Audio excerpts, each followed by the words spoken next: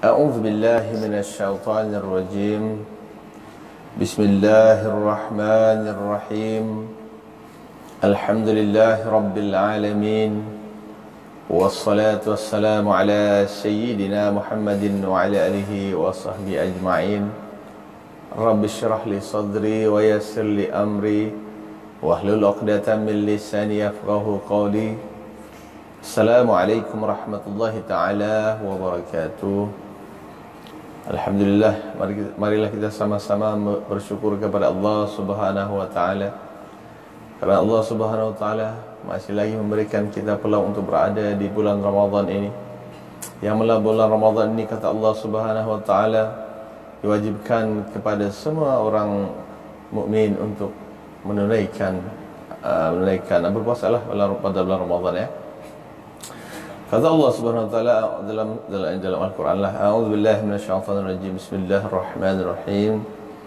Ya ayyuhalladzina amanu kutiba 'alaikumus-shiyam kama kutiba 'alal ladzina min qablikum la'allakum tattaqun. Insyaallah semoga kita menjadi di kalangan orang-orang yang bertakwa kepada Allah Subhanahu wa taala, yaitu yang macam mana? Yaitu yang mentaati segala perintah Allah Subhanahu wa taala dan meninggalkan segala larangan Allah Subhanahu wa taala. Dan insyaAllah tuan-tuan dan puan yang dirahmati Allah sekalian, saya akan berkongsi pada hari ini, yaitu satu ilmu pengetahuan ataupun satu konten ataupun satu yang perlu kita kena tahu tentang apa yang Islam itu mau. Ya, saya akan berbicara berkaitan dengan adab, al-adabun, adab dan juga akhlak Islam. Ya, kata Allah, apabila Sayyidatina Aisyah ditanya oleh orang berkaitan dengan akhlak Rasulullah, maka Sayyidatina Aisyah, istri Rasulullah sallallahu alaihi wasallam, ya, anak Abu Bakar, anak Khalifah Ar-Rasyidin Islam yang pertama, yaitu Sayyidina Abu Bakar As-Siddiq, yang sentiasa membenarkan apa yang Rasulullah sallallahu alaihi wasallam utarakan. Jadi maka beliau ataupun Sayyidina Abu Bakar digelar sebagai As-Siddiq, orang sentiasa membenarkan kata-kata Rasulullah sallallahu alaihi wasallam. Maka apa kata Aisyah? Akhlak Rasulullah apakah akhlak Rasulullah ini? Maka Aisyah berkata bahawa akhlak Rasulullah sallallahu alaihi wasallam ialah khuluquhu al-Quran. Subhanallah. Dan hari ini saya akan membincangkan, saya akan berkongsi berkaitan dengan adab Islam, yaitu adab berhias diri. Macam mana kita hendak menghiaskan diri kita. Dalam Islam ada itu, ada yang yang dikenali sebagai adab kita untuk menghiaskan diri kita sendiri ini. Subhanallah. Kan mana ada orang suka kalau kita tidak cantik? Kan? Kerana Allah Subhanahu wa taala bagi tahu salah satu kategori untuk mengahwini perempuan itu adalah yaitu kerana kecantikan wanita itu. Kan wanita itu perempuan dikahwini kerana cantik. Kan cantik rupa parasnya, cantik raut wajahnya, cantik matanya, cantik hidungnya, cantik mulutnya, dan cantik satu badannya. Subhanallah. Kan jadi apabila dia dihiasi dengan adab-adab yang mulia, adab berhias lagi itu, Allahu Akbar, lagilah manis dilihat. Begitu juga dengan jejaka. Dalam handsome man, handsome dengan hidung mancungnya, Allahu Akbar, dengan tutur katanya yang hebat, subhanallah, dan dengan pakaian serbannya, dengan songkoknya yang tinggi, kan, ya Allahu Akbar. Maka apatah lagi dihiasi dengan adab-adab yang mulia, tutur kata yang mulia, tidak pernah keluar daripada mulutnya melainkan yang mulia-mulia sahaja. Subhanallah. Tidak pernah menyusahkan orang lain. Subhanallah. Jadi di sini tuan-tuan, adab dalam Islam ada itu, adab berhias. Berhias, menghias diri. Takkan nak kahwin kan baru nak berhias. Panggil tukang hias pula tu. Adab-adab berhias menurut Islam. Adab berhias untuk diri sendiri menurut agama Islam, yaitu yang pertamanya, hendaklah seseorang muslim itu dalam Islam ini diajarin ini, dia mestilah selalu mengamalkan mandi kan. Ketika Rasulullah SAW bertanya kepada sahabat, apa akan terjadi kepada seseorang yang apabila di hadapan rumahnya itu ada sungai, dan dia mandi 5 kali sehari, 5 kali satu hari, apa akan jadi kepada dia ini? Maka para sahabat bagi tahu bahwa pastilah dia akan bersih. Sehari 5 kali mandi, tuan-tuan, di sungai. Maka kata Rasulullah SAW, begitulah perumpamaan bagi orang yang sentiasa melakukan ibadah solat. Subhanallah. Tapi sebenarnya di sini kita mau bagi tahu bahwa mandi itu ialah satu amalan untuk adab, untuk berhias di diri. Kita kena mandi. Igtasala. Ya, bukan setakat mandi wajib. Tahu kan mandi wajib ini? Allahu Akbar. Kemudian tuan-tuan perempuan, adab yang kedua, dalam Islam dianjurkan supaya kita ini beradab. Kita mempunyai orang suka kita, orang melihat kita, apa yang kita suka kan? Orang suka mendekat dengan kita ialah kita hendaklah memakai bau-bauan, memakai atar. Yang penting ada bau-bau lah, kan? Allahu Akbar. Kalau ada bau di orang kan, wow, harumnya, betul kan? Allah pun suka tuan perempuan. Tapi kalau berpeluh, kalau masa hujan, kalau masa panas, kena minyak, ya Allah, orang muntah-muntah rasanya. Sebab mungkin ada percampuran dengan ni kan. Jadi itulah sebabnya kita kena mandi dalam Islam kan. Kita kena memakai bau-bauan, kan? Yang ketiga memilih pakaian yang menutup aurat. Tuan perempuan, kita hendaklah sebagai dalam Islam kita diwajibkan untuk memakai pakaian yang menutup aurat. Aurat maknanya laki-laki. Baik seorang lelaki, auratnya daripada perut, daripada pusat sehingga ke bawah lutut. Bagi perempuan, dia punya aurat dari semua seluruh badan kecuali muka dan tapak tangannya. Subhanallah. Dan macam mana kalau yang pakai hijab? Sekarang ni pakai mask. Itu untuk kesihatan, mesti wajib. Untuk kesihatan. Naudzubillah, kalau ada penyakit kan, penyakit sekarang berbahaya kan. Mau kita dijauhilah. Kita berdoa. Tapi adab dalam Islam kita hendaklah menutup aurat. Allahu Akbar, subhanallah. Tuan-tuan bahwa dapat pahala tu, dapat pahala. Dan menghias muka mengikut syarak muka ni kena hias, tuan-tuan. Kalau perempuan pakai gincu kan, biasanya kalau ini pakai celak. Tahu celak kah? Yang celak kan letak di sini dan di mata kah. Masya-Allah, boleh dibenarkan Islam.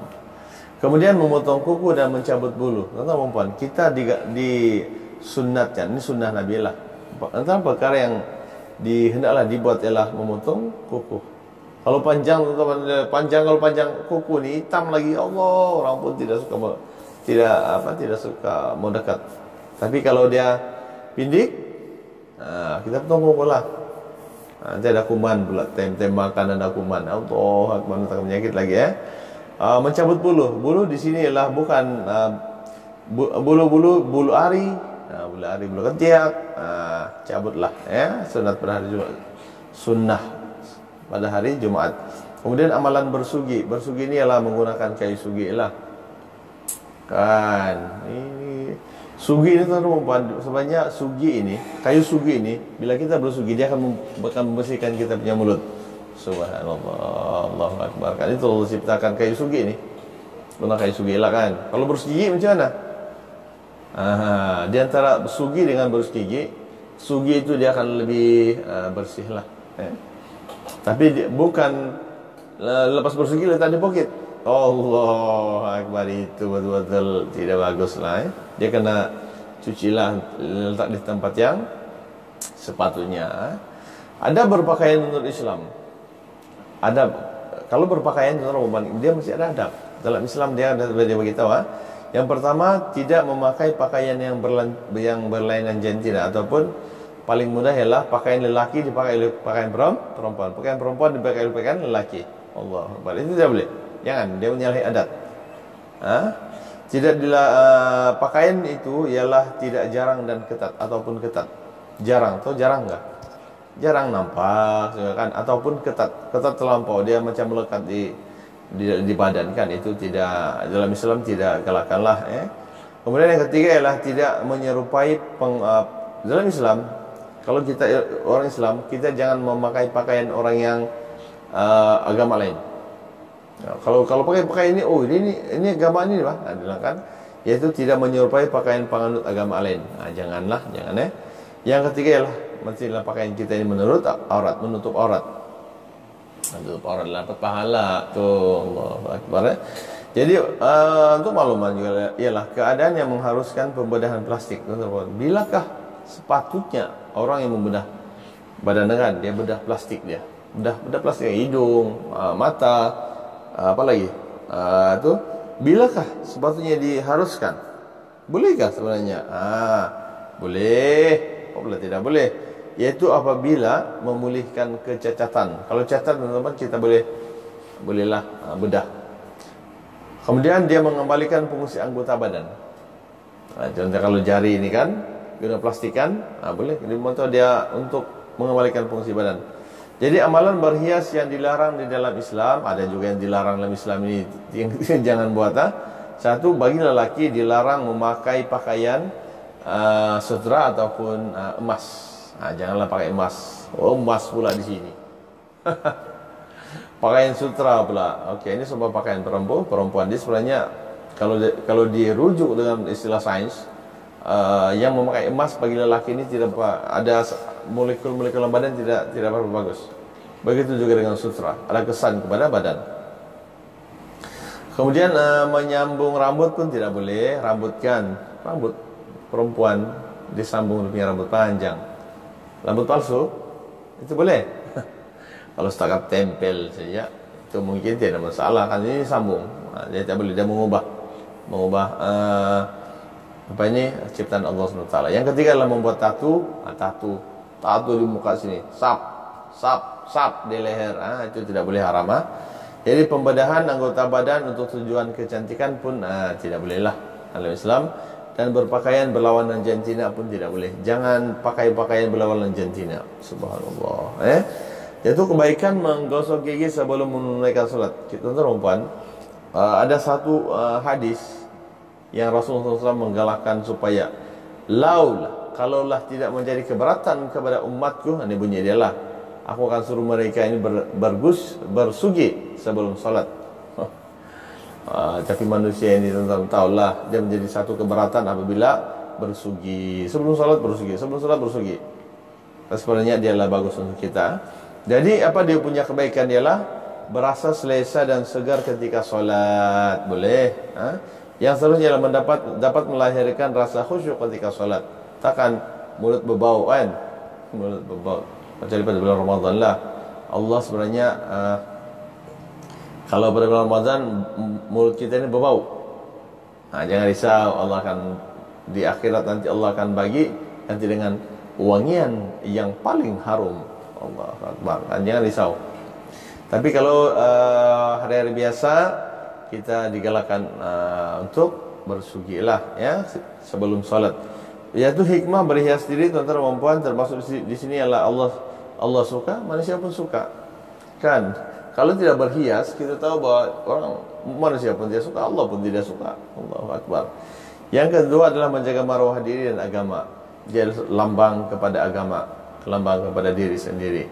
Bayangkan kalau selekeh, ya kan? Allahu Akbar. Orang pun tidak suka.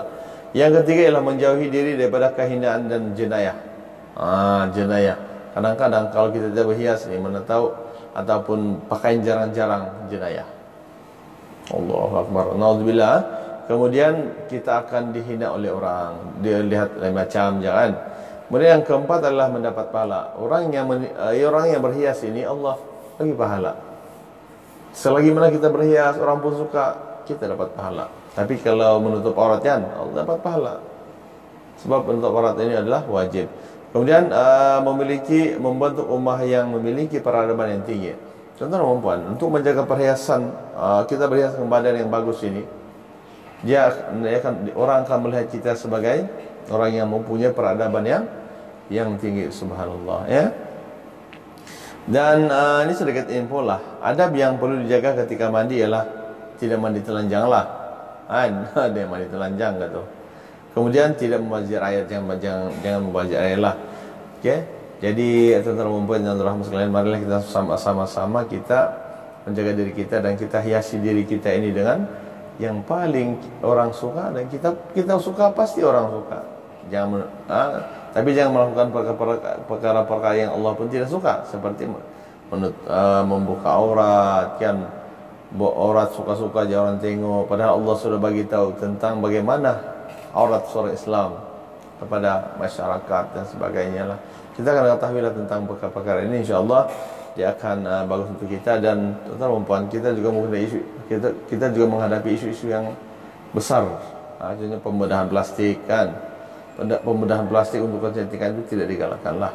Tapi kalau untuk mau kasih kembalikan fungsi, itu disuruh.